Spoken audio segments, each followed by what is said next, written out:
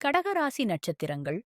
கடகராசி என்பது அன்பின், பரிவின் மற்றும் உள் உணர்ச்சியின் ராசியாகும். இந்த ராசியில் 3 தெய்வீக நட்சத்திரங்கள் புனர்பூசம், பூஷம், ஆயில்யம். அவை ஒளி திரும்புதல், போஷிப்பு மற்றும் மாற்றத்தின் மர்மம் ஆகியவற்றை பிரதிபலிக்கின்றன. இந்த மூன்றின் தெய்வீக கதைகளை உங்களுக்காக இப்போது பகிர்கிறேன். புனர்பூசம் நட்சத்திரம். புனர்பூசம் நட்சத்திரத்தின் மாயக்கதை. புயல் கண்ணீர் விட்ட பிறகு, அழிவு தன் பாடலை முடித்தபின், அமைதியான ஓசை கேட்கிறது.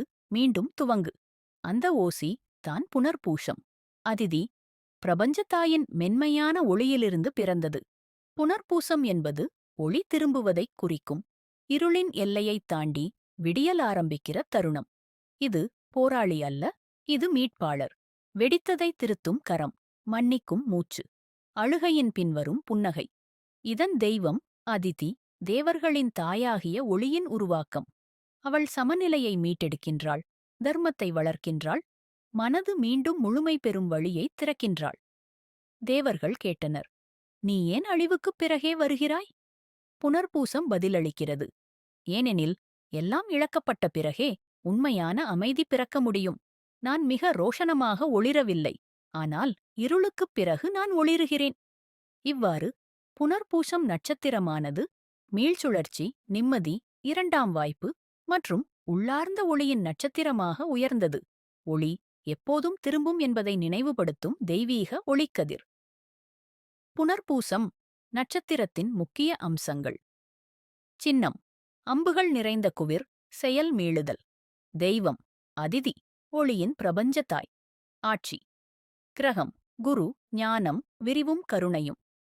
தோற்றங்கள்: மீண்டும் ஆரம்பம், சமநிலை, நம்பிக்கை, ஆன்மீக விழிப்பு. குணம்: சத்துவம், ஒளி, ஞானம், இசைவு. பூஷம் நட்சத்திரம். பூஷம் நட்சத்திரத்தின் மாயக்கதை.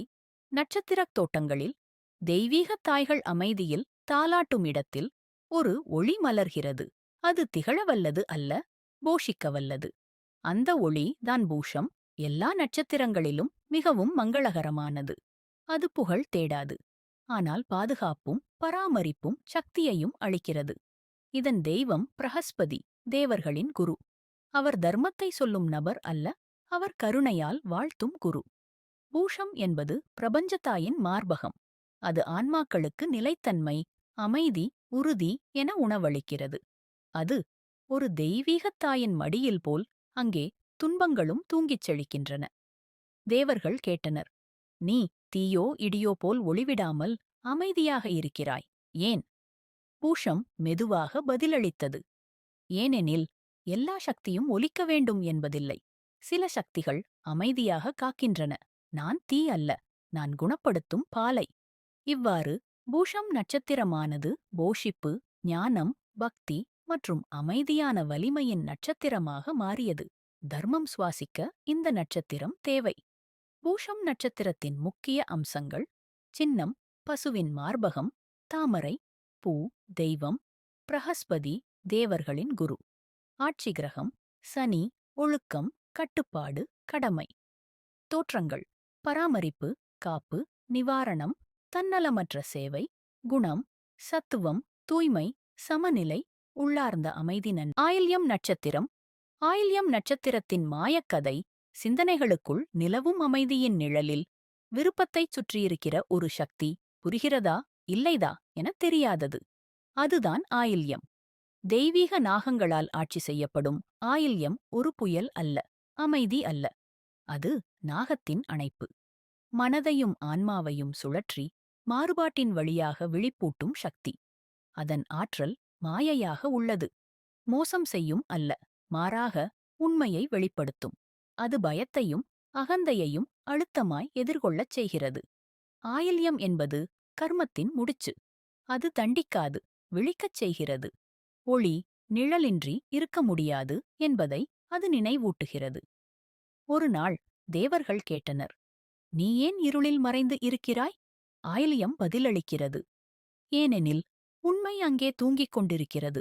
நான் கடிக்கிறேன் என்றால் அது காயப்படுத்த அல்ல, அதை விழிக்கச் செய்ய வேண்டும் என்பதற்காக. இவ்வாறு ஆயில்யம் நட்சத்திரமானது மாறுபாடு, ரகசியம், தியான அறிவு, குணமாக்கும் சக்தி மற்றும் உள்கட்டுப்பாட்டின் நட்சத்திரமாக மாறியது. நாகத்தின் தெய்வீக சுழற்சி அது விஷத்தையும் அமுதத்தையும் காவலிக்கிறது. ஆயில்யம் நட்சத்திரத்தின் முக்கிய அம்சங்கள்: சின்னம் நாகம், சுருள், தெய்வம் நாகதேவர்கள், ஞானத்தையும் பாதுகாப்பையும் தருபவர்கள். ஆட்சி கிரகம்: புதன், நுண்ணறிவு, பேச்சுத்திறன், தோற்றங்கள், மாறுபாடு, ரகசியம், உள் அறிவு, குணமளிப்பு, உணர்ச்சி. ஆழம் குணம்: தமோகுணம், உள்நோக்கி, ஆழமான மாற்றத்துடன். நன்றி, வணக்கம். வீடியோவை பார்த்ததற்கு நன்றி. பிடித்திருந்தால் லைக் செய்யவும், சப்ஸ்கிரைப் செய்யவும், புதிய வீடியோக்கள் வரும்போது தெரிந்து கொள்ள பெல் ஐகானை அழுத்தவும். அடுத்த வீடியோவில் சந்திப்போம்.